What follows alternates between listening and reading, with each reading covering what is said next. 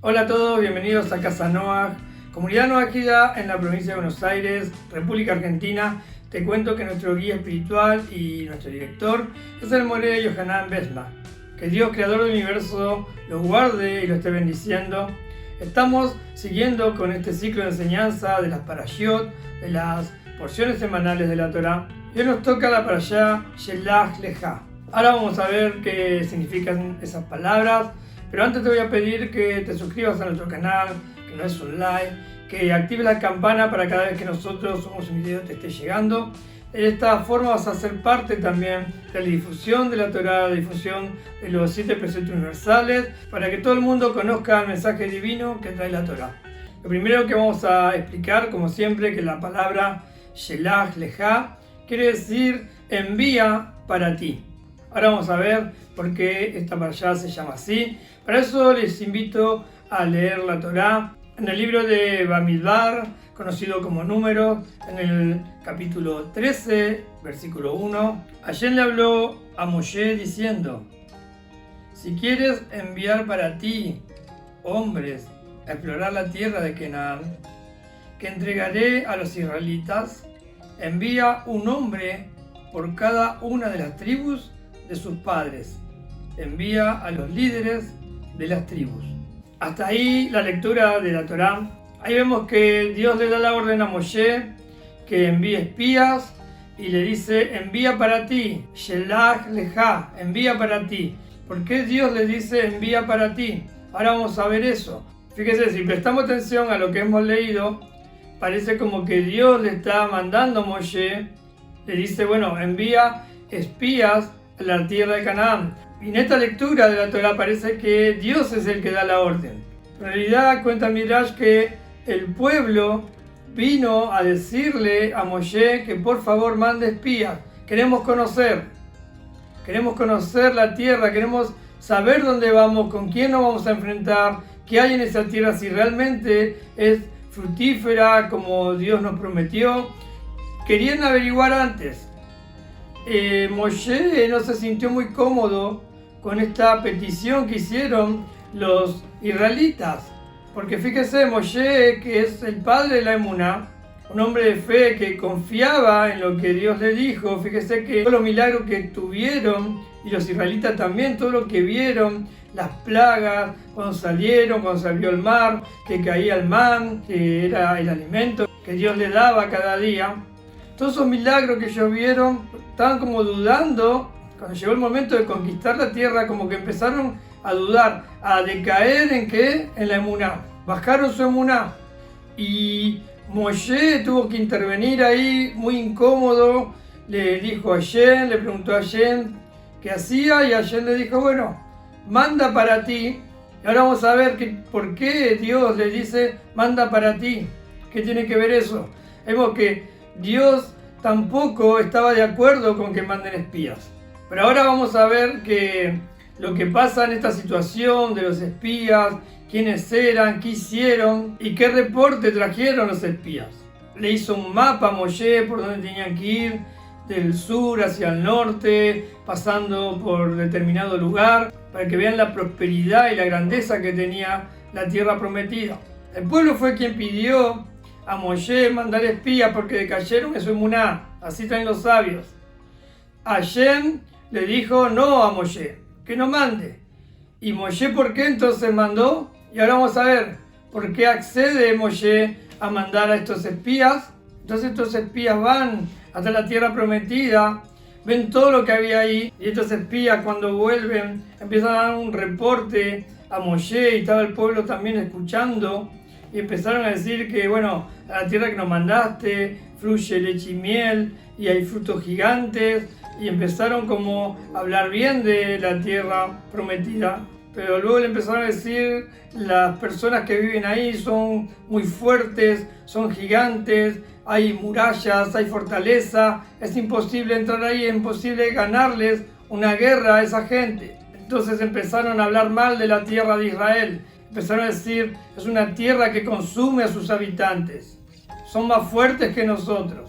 Todo esto empezaron a decir, y el pueblo de Israel empezó a tener temor, empezó a lloriquear. antes de ir y que nos maten esos gigantes, antes de morir en esa tierra prometida? ¿Por qué no nos quedamos en Egipto para morir ahí? O acá en el mismo desierto. Y vamos a leer ahí el último párrafo del reporte de los espías. Bamidbar, del capítulo 13, versículo 32. Ellos empezaron a hablar mal a los israelitas de la tierra que exploraron. Dijeron: la tierra que fuimos a explorar es una tierra que consume a sus habitantes, y toda la gente que vimos allí eran enormes. Allí vimos a los gigantes Nefilim, hijos de Anak. Ellos eran los descendientes de los Nefilim. Nos sentíamos como langostas y así nos miraban ellos también. Fíjese la última frase que dicen los espías. Nos sentíamos como langostas y así también nos veían ellos. Ellos tuvieron 40 días. Y Hashem, que se enoja cuando el pueblo empieza a lloriquear y el pueblo empieza a decir todo lo que dijimos antes, que hubiesen muerto en Egipto, que hubiesen muerto en el desierto, por esos 40 días, Hashem que dice, bueno, no van a entrar ahora a la tierra prometida, van a quedar 40 años dando vuelta por el desierto. Un año por un día, una vez más, medida por medida. De los 12, 10 murieron, que fueron estos 10 príncipes, estos 10 sabios, y todos los mayores de 20 años iban a morir, ¿dónde? En el desierto. Ahora vamos a explicar primero por qué Hashem le dice a Moshe, manda para ti, Shelach Leja, y también vamos a explicar la última frase del reporte que los espías dijeron, que nos sentíamos como langostas, y así también ellos nos miraban. Y también vamos a traer la explicación de por qué estos sabios trajeron un mal informe, y estos eran sadis, eran hombres justos. Desde el primer momento que Moshe los despidió cuando se fueron a la tierra de Canaán a explorar, ahí se corrompieron, se hicieron corruptos. Vamos a lo primero entonces. La parashá les lejá, que quiere decir vete para ti, que es la parashá que está en el libro de Bereshit, en el libro de Génesis, cuando Dios le dice a Abraham que se vaya de su parentela, que se vaya de la casa de su padre, que deje la idolatría y que vaya donde Hashem le iba a decir. Ahí le dice les lejá, vete para ti, vete para tu propio beneficio. ¿Qué beneficio tuvo Abraham de irse, dejar la idolatría, dejar a su padre, que se transformó en el patriarca del pueblo de Israel, con todas las bendiciones, con todos sus hijos, con toda su riqueza, con toda la tierra que Hashem le dio? Ahora, fíjese acá, le dice Shelach Leja, la palabra Leja, que es también para ti. ¿Por qué Hashem le dice a Moshe, envía para ti, para tu propio beneficio? ¿Cuál era el beneficio que tuvo Moshe de mandar en contra de la voluntad de Hashem? No era la voluntad de Dios que estos espías vayan a explorar la tierra.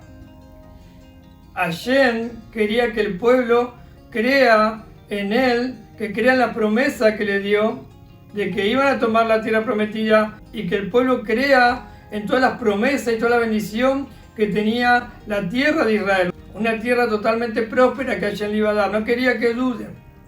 Ahora, ¿cuál fue el beneficio de Moshe?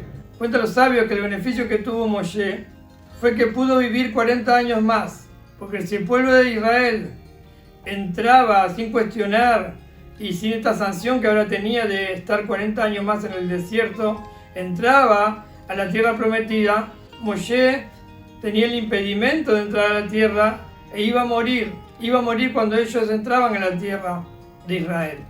Pero como ahora ellos tenían que deambular 40 años por el desierto, le fueron agregados 40 años más a Moshe. Por eso ahí entendemos, Shelach Leja, envía para tu propio beneficio. Para tu beneficio, Moshe, envía espías, porque el beneficio cuál va a ser, que vas a vivir 40 años más sobre la tierra. Lo segundo es la frase esta que ellos dicen, nos sentíamos como langostas y así también ellos nos veían. Y acá podemos sacar una enseñanza que es la autoestima, que siempre tenemos que trabajar sobre la autoestima nuestra y sobre la autoestima también de nuestros hijos. No tener una baja estima, porque estás demostrando que no tenés emuná, que Dios creó el mundo, que Dios los conduce, que todo lo que te pasa, todo lo que tenés y cómo es tu cuerpo, cómo sos vos, todo lo maneja Hashem y todo tiene un propósito en este mundo. Entonces, si sos un hombre que tiene una estima baja, como ellos se vieron, nosotros nos sentimos como langosta, como nada, como personas diminutas ante unos gigantes que nos dan un pisotón y chau langosta. Nos sentimos con una estima baja. Y así como nosotros nos sentíamos, ellos también nos veían a nosotros. Y así como vos te sentís, te van a ver los demás.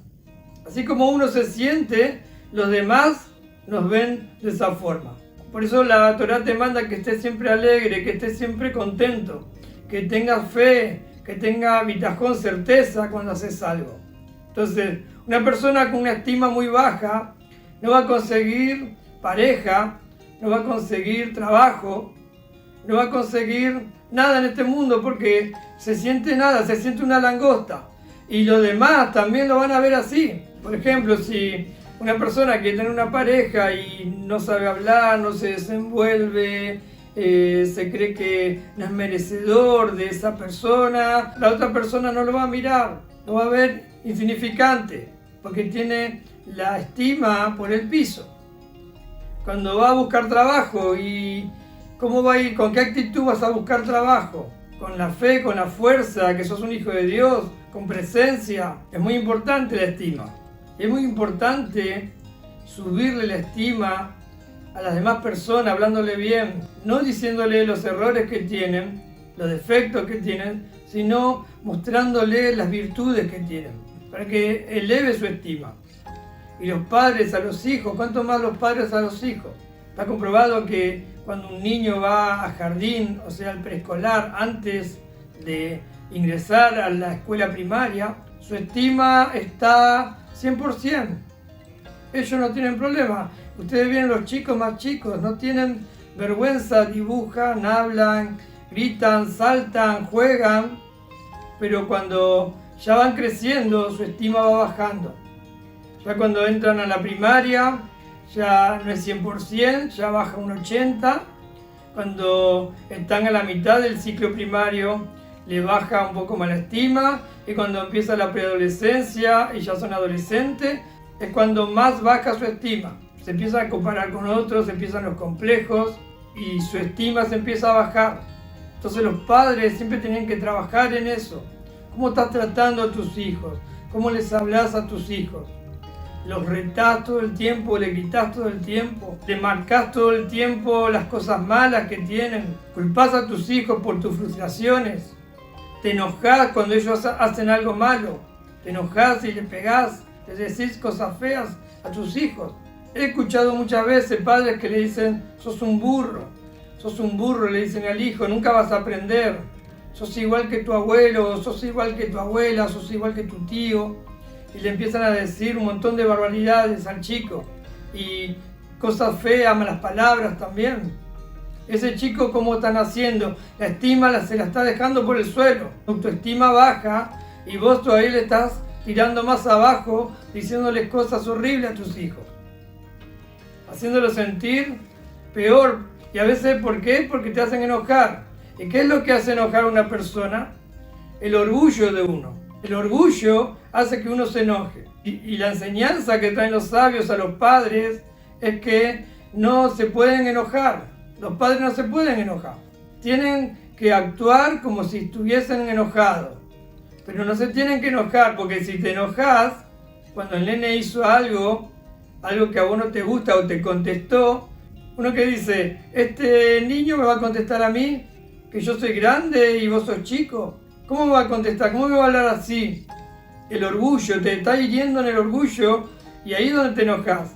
La Torá y los sabios dicen que no nos debemos enojar, que tenemos el permiso de actuar como que estamos enojados, porque hay que corregir, a veces hay que poner un castigo, hay que poner límites, hay que enseñarles, pero no que te enojes. Y cuando enseñamos a nuestros hijos tiene que ser de una forma que no le bajemos la estima, sino que le subamos siempre la estima.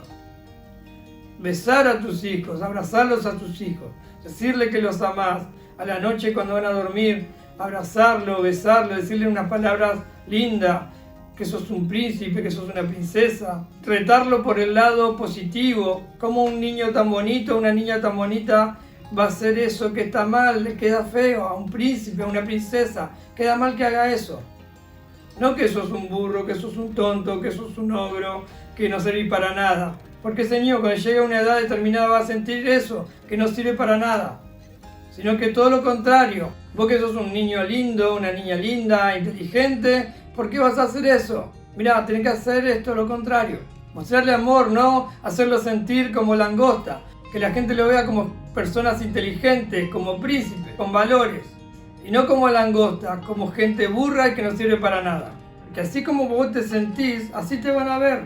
Toda esta generación fue castigada por falta de emuná, como vimos. Y dice el Midrash que ellos se corrompen por honor, porque no querían perder su liderazgo. Ellos decían, si entramos a la tierra de Israel, vamos a perder nuestro liderazgo. Y no solo nuestro liderazgo, sino que también vamos a dejar este nivel espiritual que estamos teniendo ahora, en el desierto. Estamos en un lugar donde tenemos las 24 horas para estudiar la Torá. Tenemos un lugar donde la comida nos llueve del cielo. No tenemos que trabajar por la comida. La ropa no se nos gasta. Tenemos la columna de fuego, tenemos la nube, que nos guardan, que nos acobijan, que nos guían. Tenemos todo.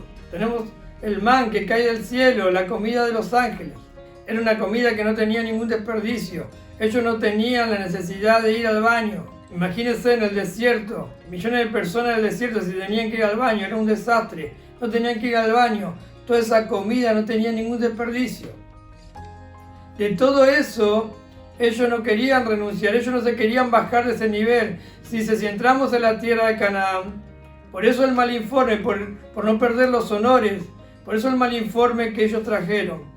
Porque si ellos entraban a la tierra prometida, tenían que salir de ese nivel, iban a tener que empezar a trabajar para comer, no iban a poder estar todo el tiempo dedicados al estudio de la Torá, iban a tener que empezar a cocinar, los chicos iban a tener que ir a estudiar, tenían que conseguir ropa, ya la comida que comían iban a tener que ir al baño, y así, todo eso que tenían en el desierto lo iban a perder, y no querían perder eso.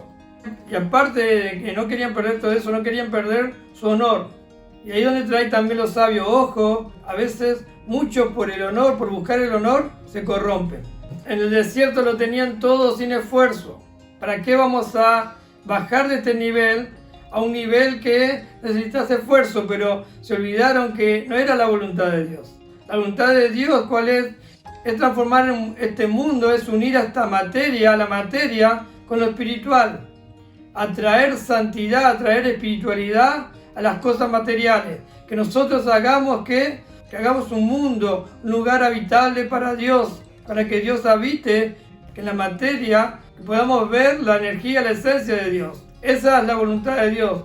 No que nos quedemos como en un desierto, como en otra dimensión, que nos llueve todo, que nos cae todo de arriba sin el mínimo esfuerzo, sino que nos esforcemos para transformar las cosas materiales, elevarlas para que se unan con las cosas espirituales.